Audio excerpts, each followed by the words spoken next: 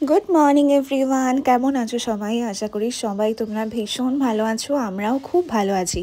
আজকে আমি চলে এসেছি সোদপুরে একটু কেনাকাটার জন্য, মানে একটু ফুল কিনবো। আর ফুল দেখলেই আমার যে কি ভালো লাগে কি বলবো। তো আজকে এখানে দাঁড়িয়ে এত ফুল দেখে আমার ইচ্ছা করলো যে সবগুলোই মনে হচ্ছে নিয়ে নিই।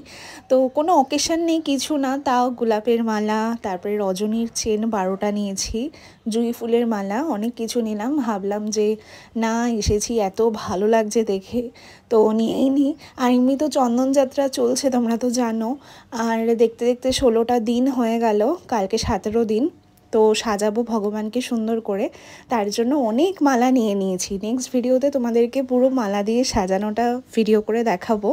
আর তোমরা অনেকেই আমাকে জিজ্ঞেস করেছো যে রাধারানীর আর কৃষ্ণর যেই বিগ্রহটা তুমি নিয়েছো সেটা কি মাটির কিনা। হ্যাঁ, সেটা কিন্তু একদম মাটির বিগ্রহ। আর তোমরাও যদি নিতে চাও তাহলে আমি ডিসক্রিপশন বক্সের লিঙ্কটা দিয়ে দেবো, আর ফেসবুকের ফার্স্ট কমেন্টসে আমি পিন করে দেবো, তোমরা চাইলে যোগাযোগ করতে পারো। অ্যাকচুয়ালি অনেকেই আমার থেকে যোগাযোগ নাম্বারটা চাইছে বা অ্যাকাউন্টটা চাইছে, তো সবাইকে ইন্ডিভিজুয়ালি মেসেজ করা সম্ভব না, তাই জন্য আমি কমেন্টে দিয়ে দিচ্ছি, তোমরা গিয়ে যোগাযোগ করে নিতে পারো।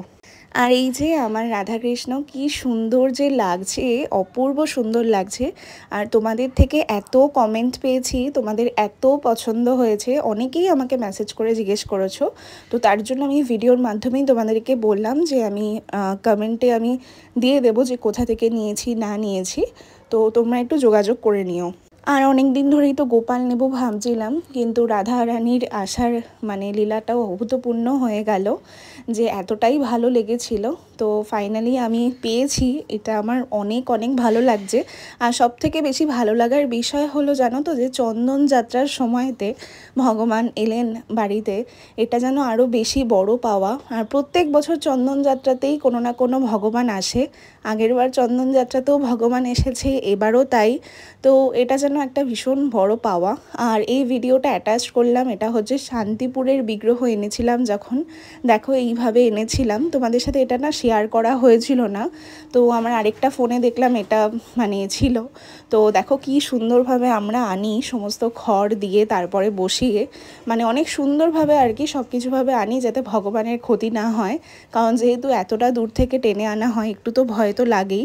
আর আজকে সকালবেলা সেবাতে দেখো দুধ দিয়েছিলাম ভগবানকে, আর সবাইকে সুন্দর সুন্দর জামা পরিয়ে দিয়েছি, কত মিষ্টি লাগছে দেখো। আর আজকে দুপুরবেলার ভোগে দিয়েছিলাম হলো অন্ন, পটল ভাজা, বেগুন ভাজা, আলু ভাজা, বাদাম দিয়ে একটু ভেজে, আর তার সাথে দিয়েছিলাম পটল পোস্ত। আজকে মা পটল পোস্ত রান্না করেছিল। তো এইভাবেই আজকে সারাদিন সেবা দিয়েছি। আর পরের ভিডিওতে তোমাদেরকে দেখাবো ফুলের সাজ। রাধে রাধে সবাইকে।